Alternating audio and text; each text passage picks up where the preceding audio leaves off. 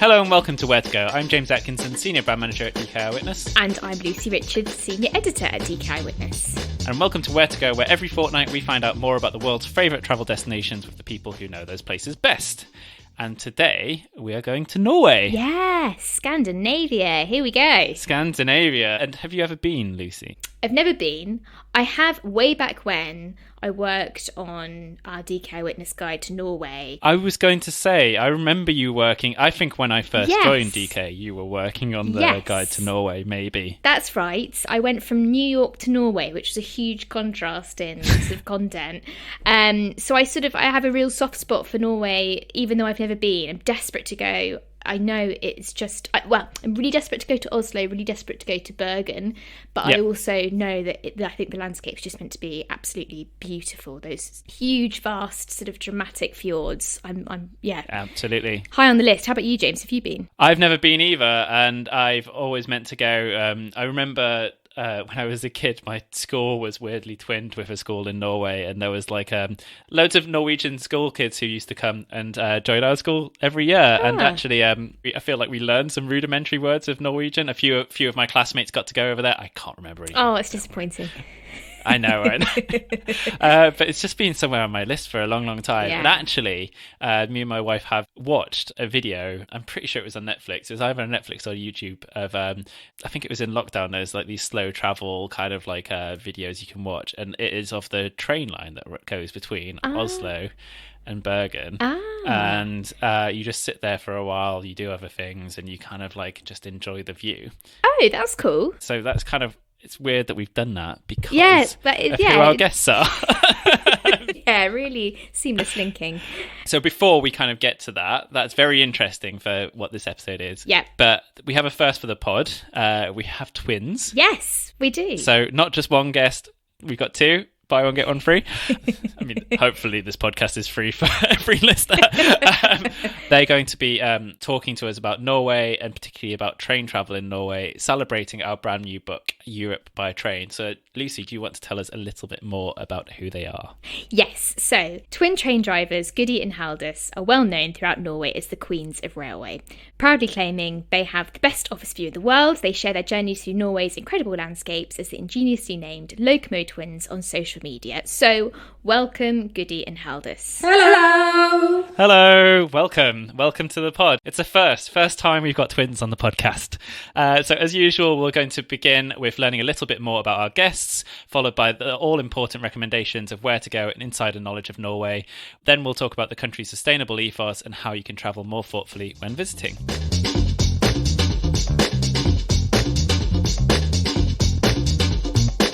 So, tell listeners, I'm sure everyone wants to know, how did the two of you end up becoming train drivers? Yes, it's actually kind of fascinating history. It was me, Gudi. I started to become a train driver first. And I'm originally a teacher, but I wanted to have a new profession. And one day I was sitting outside my grandmother's house. And close to the house, you can see the railway. While I was sitting there, I was reading a newspaper, and suddenly I saw advertising where they were searching for a train driver. And at the same time, a train passed by and blew the train's whistle. Doot-doot!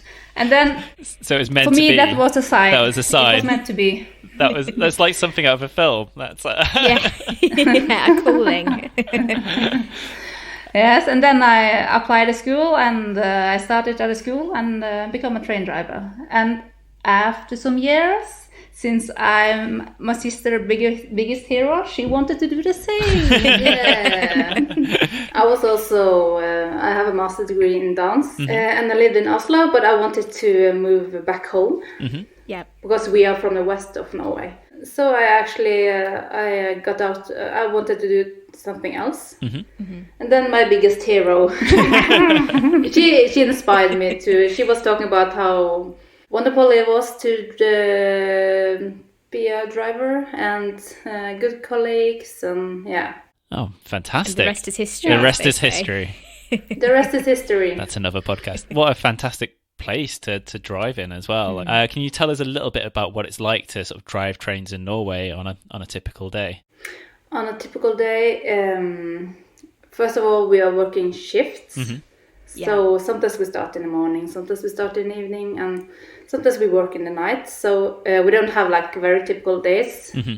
We are driving in the west, so we are driving mainly the Flom line and the Bergen line. So we don't drive all of the country. We most of the time we just drive here in the west. Is that the sort of Oslo to Bergen route, or is it kind of like alongside, along quite a lot of other towns? Or I'm working in the passengers train, and she has just started in the cargo train business. But I'm driving either local train between Bergen, Voss, and Myrdal, or I drive the regional train to Oslo, or I drive the Flom line. So it's those options I have. Cool. And so on a day is like driving the train, or it's taking brake tests. We have a lot of brake tests because we have a lot of brakes. and we're testing them all the time because brakes are the most important equipment of on the train. Of course. Yes. Especially we have various step lines. I was going to say, we need to with mountains, etc. I imagine your brakes are quite essential. Yeah, so we're kind of driving from Bergen, which is like a coast city. Yeah. And then we're driving nearby some fjords, and then we go up on the mountains. So it's really from the fjords, from the coast to the fjords to the mountains. Lovely. And then to the city again in Oslo. Yeah. Wow. And do you both have a favourite route? Well, yes. Actually, it's very difficult to choose because I would say that I love like the mountain area of the Bergen line. It's very beautiful, and also I love the Flom line. Yeah. And I would say since she's saying Flom railway and the Bergen line, I will say Raumabanen, the railway to Åndalsnes. The Nice. line. Nice. Yes. Yeah. Cool. To even it out. Nice. Yeah, you respect all of your routes. And we have some more routes in Norway as well. But they are boring. and just purely from the point of being train drivers as well, are there any like rail journeys outside of Norway that are currently on your bucket list? Has it kind of inspired you to travel and go anywhere else to hit the rails? Actually, I think the number one place to go for me is, but we have to stop the war in Ukraine before first. But I want to go to Kyiv. That's my number one place to go. And we also in the house next to us we have some refugees from Kyiv living, so we want to go and visit them. Wow. Oh. So for me, train journey is about visiting friends. And to get somewhere, That's a good answer. And maybe also, I have been traveling in Greek by train, and that was kind of impressive. So maybe I want to go to Greek again. Cool. And Turkey. Maybe. Really cool. So we're going to move on. We've talked a little bit about train driving, and we're going to talk about all things Norway next.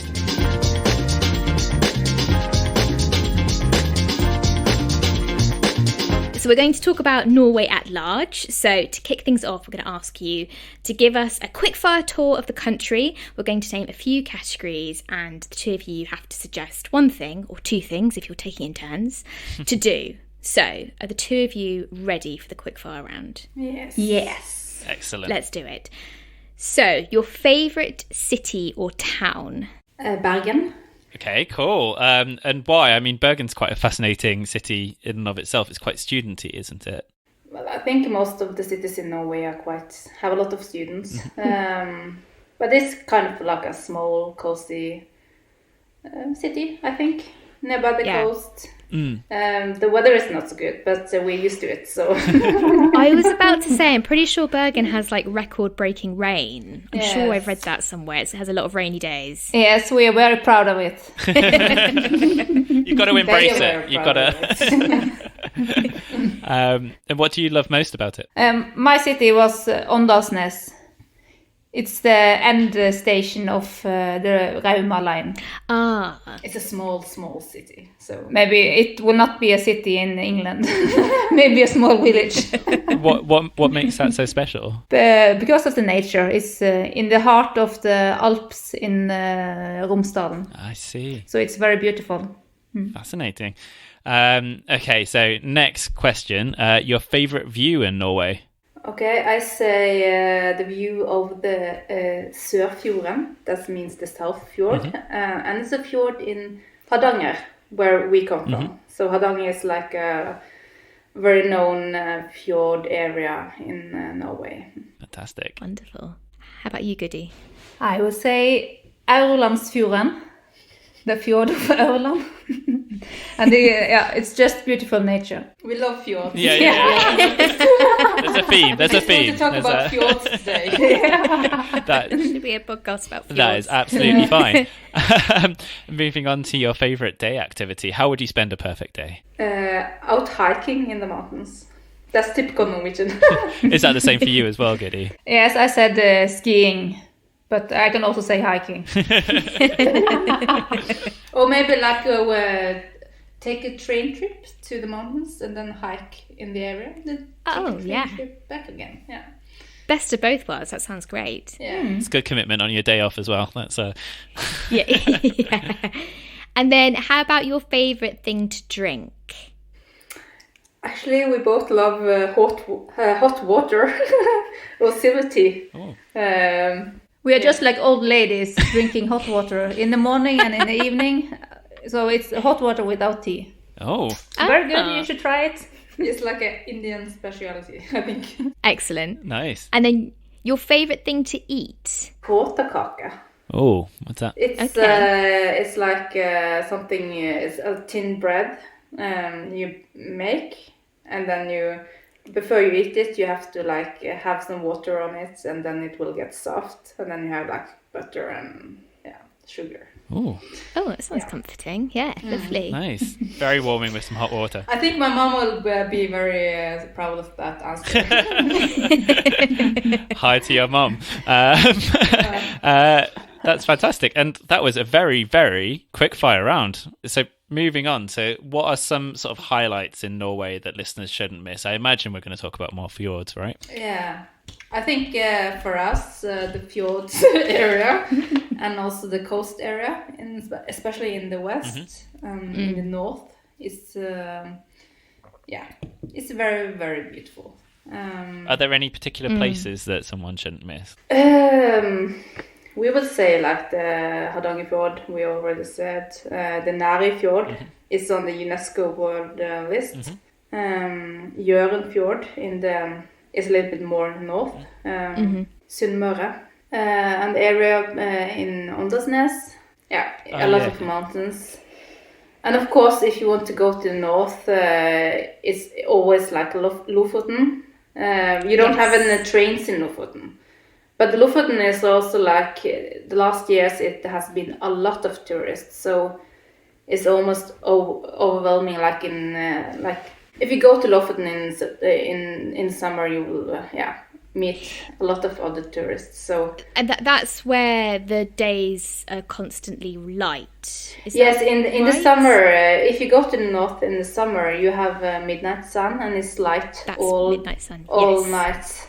But if you go in the winter, you can explore the northern lights. Oh, yeah. Yes. Sometimes you have northern lights down here as well, but amazing. Not so often. So if you want to be sure about that, you have to go to the north. Yeah. So have you ever been on a train when you've seen the Northern Lights? Have you ever seen? Yes, actually, when I was a student, I was driving the Nordlands line. I think it's like the North line from Trondheim to Bodø. That's as far as you can. Yeah. You can go by train in Norway. We also have a small line between Narvik and Sweden, even farther north. But so I was driving the regional train between Trondheim and Bodø, and I saw both reindeers. Ooh. Wow. And I saw northern lights. So actually, I asked my teacher, can I just turn off the front lights so I could see the northern lights? And yeah, he said yes. Oh, so great. we were driving in the in completely darkness and had some northern lights. So yeah, amazing. That's pretty magical. Wow. And what are some kind of if there's any like sort of best kept secrets in Norway that travellers wouldn't usually know about? Are there any that you'd be willing to share with us? Yes, we can try. It's always a risk by giving away these secrets because we don't want it to be mass tourism. Okay, we'll ask our listeners to keep quiet. But as we said, if you want to see dramatic landscape, you have to go to the west or to the north. And one of our favorite is the coast of Helgeland. It's the coast between Trondheim and Bodø, and it's a lot of beautiful places, and you can be almost alone. Maybe you don't see any tourists there at all. For instance, you can go biking on the Helgeland coast. That's good. You can take the train and then you can bike to the coast, and then you can bike in the area. And there are a lot of beautiful islands out in the sea. Yeah. And one of the two favorite islands for us is maybe Lovund and Træna.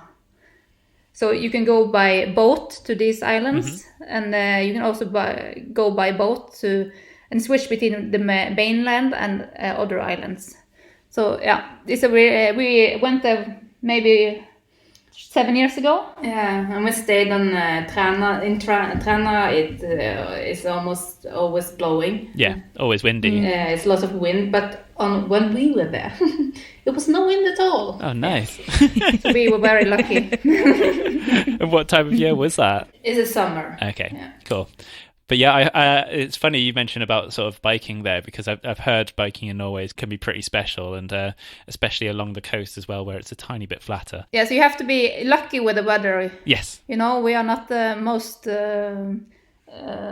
it's not sunny. We're not the weather in Norway is not stable, so you never know what weather you can expect. Even in summer, it can be quite chilly. So... but we can also have 30 degrees and have like nice summer temperatures. Isn't there a phrase there that's like, there's no such thing as bad weather, only bad clothes? And that strikes me. Yes, you have it. Written for Norway. Yeah. But it's also if it's sunny in Norway, we have to be outside. Yeah. So that's also the rule, that we have to be outside if it's sunny. Then we just making have the most to go of out. Yeah, completely. So when it comes to train travel, obviously you two, as said, are the queens of train travel. Is of it all travel. easy? Of all yes, travel. of course. We're the Queen of England as well. Is it easy? Is train travel easy in Norway? Do you have any tips for listeners? I think it used to be easier before, because we used to have only one company, and that was the state company of Norway, NSB. But then we would say stupid politicians decided to do the same as in England. Do the same as in the UK. Oh, great to see. And it's not a success, we would say, but I think it's still quite easy. We don't have so many companies to choose between, and we have like one page and tour where you can book tickets for both for all the companies, all the 3-4 companies. So it's not so, we don't have like competition. It's only like one company driving this line and one company driving this line. And we have like special packages. For instance, it's normal to take the Bergen line to maybe Myrdal, and then you take the Flom line down to Flom, and you can have the Norway in a nutshell program, which is a train and ferry in the Nærfjord. And you also it's very popular to take the train to Finland, have a bike on the Rallarvegen. Yeah, but I think it's train travel in Norway is quite easy. We only have like most of the time. We only have, especially here in the West, we only have single tracks.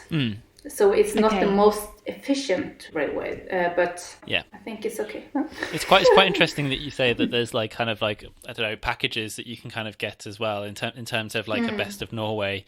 I think that's quite different to sort of I don't know, many other countries where travel is just seen as a very functional kind of thing. It is kind of encouraging, We're used to have a lot of tourists, so we are it's a big branch in Norway too. Yeah. So the Flåm Railway and the Bergen Line is almost just for tourists. Oh, really? Yeah. Okay. I see. Not always, but there are many tourists, especially in the summer and also in the winter. It's very popular to have the Bergen Line in the winter. So we are, seeing a lot of people from all over the country, not all over the country, all over the world, all the time. Yeah. But sometimes it can also be very, because we have this, in the winter, we have winter storms in mountains. So it can also be challenging, but we are used to. I think many people from other countries get shocked when they see that we are driving trains in winter storms. Because all our infrastructure is built to handle it. Yeah. Yes. We can relate to that because famously in Britain, as so much as a leaf falls on the track and our country melts down. Yeah, we have leaves falling on the tracks here as well. And it gets very slippery, but we used to it. So it's a classic signalling failures in London, particularly. So that was a really, really nice sort of snapshot of Norway, and particularly train travel in Norway as well. We're going to talk a little bit now about Norway at present, what you can explore there in 2023, and also some of the eco initiatives and ways to travel better. With almost every corner of the continent connected by a track, train travel in Europe has never been easier. While your endpoint may be one of the world's greatest cities, along your route is a cast of supporting destinations you may well have never thought to visit, but will be certainly glad you did. And that's what we encourage you to do in our brand new book, Europe by Train, a collection of 50 itineraries for the ultimate rail adventure. Get your copy wherever you get your books, or find it via the link in our episode bio.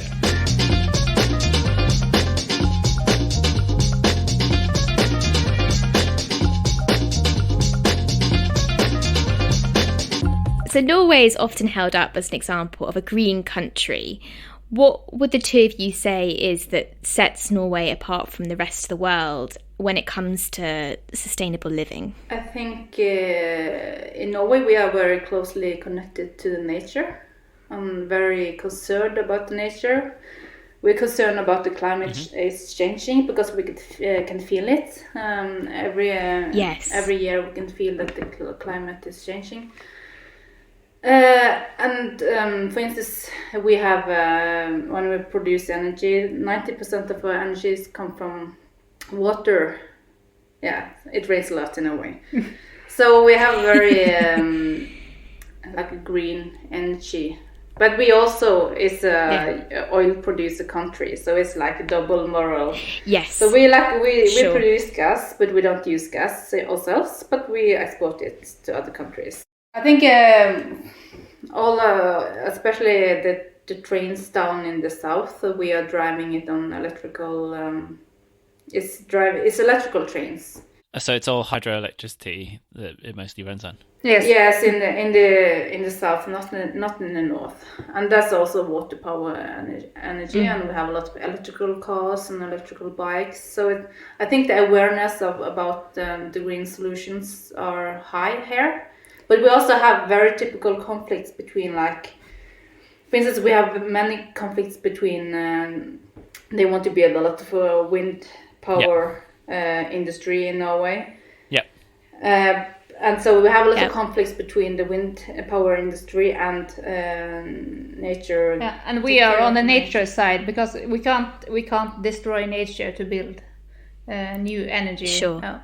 So we are very concerned about things happening in Norway now because we are maybe destroying the rest of the untouched nature we have, and that's not good. We have a lot of untouched nature still. So. I mean, I think obviously Norway is a country that really needs protecting in terms of the landscape and the wildlife. But and I guess even if it's green energy, it's kind of a case of the balance of what costs and stuff with that as well. Yeah, and also the UN has said that the best thing Norway can do against the climate changes is to protect the rest of the nature. Yeah, just let it be there. So sustainable traveling is very popular in Norway, and also we have like support from the governments to build programs to both make the tourist system more sustainable, but also the ordinary living in Norway. For instance, in our house we use energy from the ground to warm the house.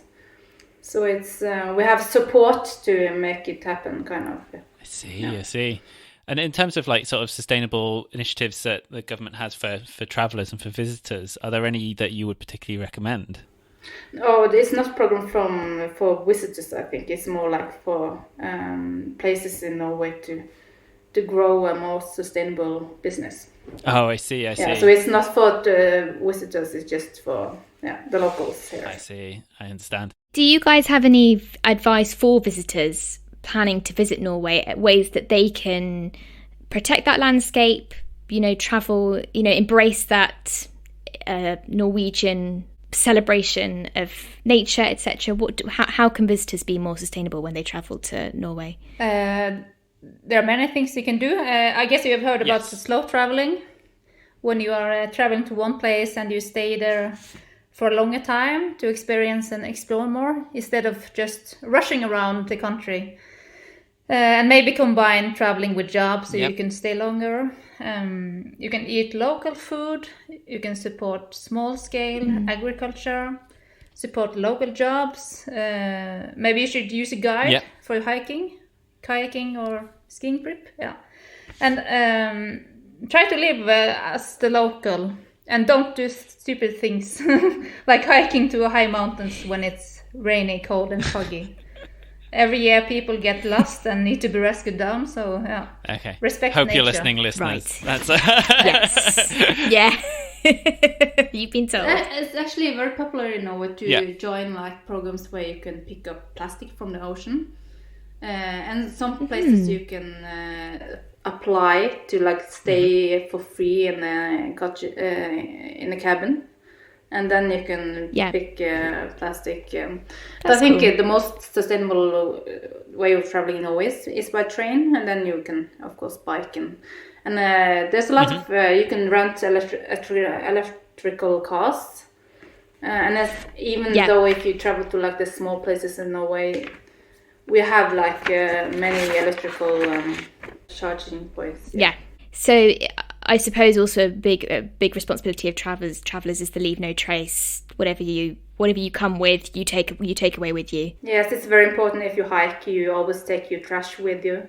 And that's very important for us when we walk in nature as well, just to keep it as it was. It's a respect for the nature. And are there any kind of like, in 2023, are there any kind of must-see events or anything that any travellers to Norway need to experience? There are many like local festivals around the whole country. So I know that Visit Norway have like a festival where you can see the festivals in. Is this sort of like music festivals, like summertime? Yeah, music festivals. For instance, we're talking about the island of Træna. They have their own festival in July. It's very popular. So all like local places in Norway have these music festivals where you can hear like big bands playing. Yeah. And I mean, we were sort of joking about the weather earlier as well. But is there like a particular, I don't know, like kind of a time to visit Norway, or is it kind of is it kind of perfect for different reasons all year round in a way, as you saying, like even when it gets cold in the winter, is there a benefit to that? If we should visit Norway, well, for anyone visiting Norway, we would have done it in the spring. In the spring, yeah, then it's in the spring, very beautiful when the when the snow is melting. Yeah, and maybe lovely. And when it turns from grey to green. Yeah, I guess you have the same in England. And the fjords are completely green, and the mountains are white. The mountains are still beautiful. white, and it's just wow. Yeah. Sometimes you just want to cry because it's so beautiful. It's exploding. Everything about boom. In terms of like kind of how travel is at the minute in 2023 as well, like have you started? Are all the tourists back on the trains? Is it getting busier? Is it? Yeah, I think so. I think after the pandemic, I think the tourists have returned. Fantastic. That's really, really good to hear. Oh, okay. Well, that kind of almost brings to an end our whistle-stop tour of Norway. Oh. Forgot to say that we love when people wave to us. And especially the tourists are very waving people, and we love it. We can get the listeners to wave to you. Yeah, and sometimes we kind of have this communication with, for instance, in the Flom line, we are only driving like 30 kilometers in the hour, and 40 kilometers, so it's a very slow train. So we can kind of communicate with the passengers when they are coming into the train. It's very fascinating. Sometimes we had a passenger standing in the yoga pose, and we had some jumping competition. So the passenger Just jumped and I signs. jumped. Hello. Yeah. So it's. I think it's very. We love when it's like crowded and a lot of people, and they're on holiday, so they are just in a good mood. So yeah. And one day we were very delayed. And when we reached the station, the passenger was doing the wave. Yeah. Like this. Like a Mexican wave. Woo! Excellent. Yes. And we're just, yes, thank Well, you. listener, if you ever see Goody or Halldis, do give them a wave.